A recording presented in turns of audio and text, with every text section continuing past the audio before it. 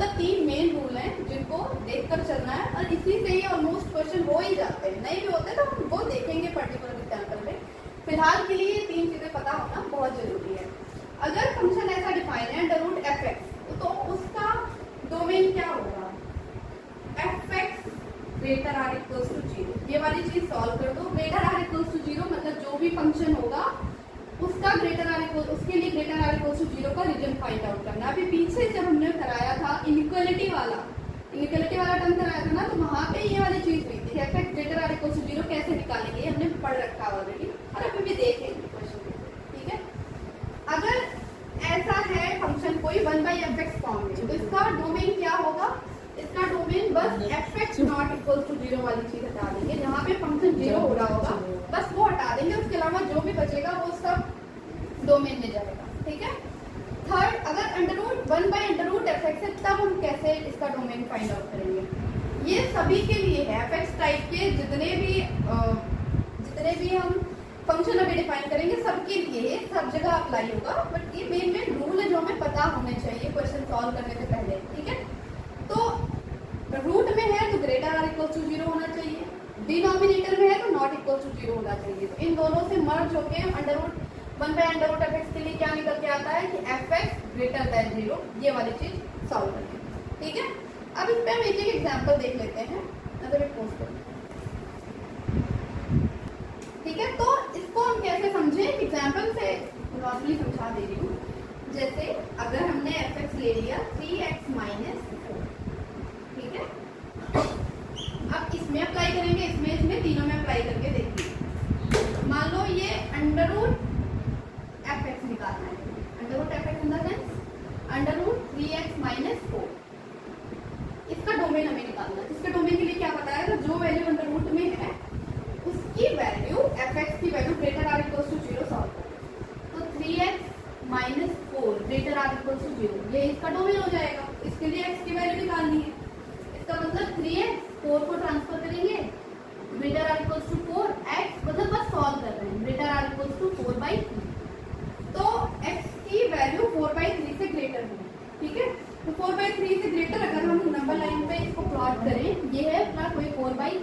ठीक है, right most side में प्लस से स्टार्ट होता है, और इवन पावर से क्या ही करना है, लेकिन ठीक है लिख लेते हैं। तो 4/3 से आगे के सभी जितना भी रीजन होगा सब कवर करेगा, और ये ग्रेटर आर इक्वल्स टू 0 है तो क्लोज्ड। ठीक है, ये पूरा, तो इसका रीजन क्या आ जाएगा? इसका रीजन आ जाएगा x belongs to closed interval 4/3 infinity open interval के साथ। ठीक है, तो ये इसका डोमेन आ गया, domain of under root 3x - 4। अब अभी fx अपना वही चल रहा है 3x - 4, उसकी वैल्यू निकाल, उसके लिए हम 1/fx सॉल्व करके देखते हैं कि अगर एग्जाम्पल अपना है 1/3x - 4, तो इसका डोमेन क्या होगा? 1/3x - 4 टाइप का मतलब 1/fx टाइप का है। इसमें क्या होगा? इसके डोमेन के लिए बस कुछ नहीं करना, fx not equals to 0 implies that 3x - 4 not equals to 0।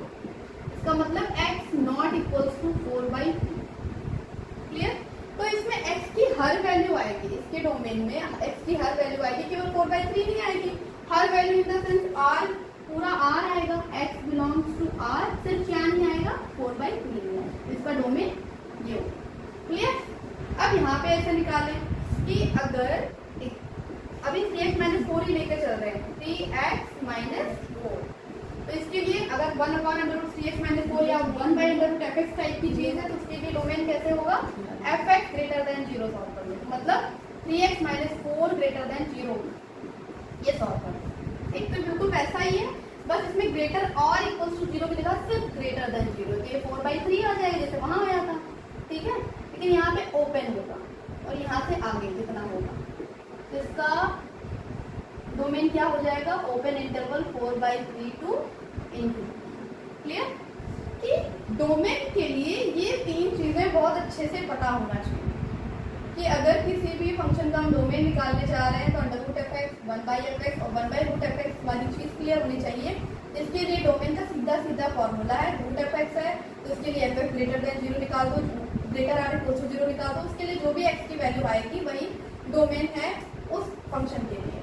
1/fx type का है तो fx नॉट इक्वल टू 0 के लिए x की वैल्यू निकाल दो, वो उसका डोमेन हो जाएगा।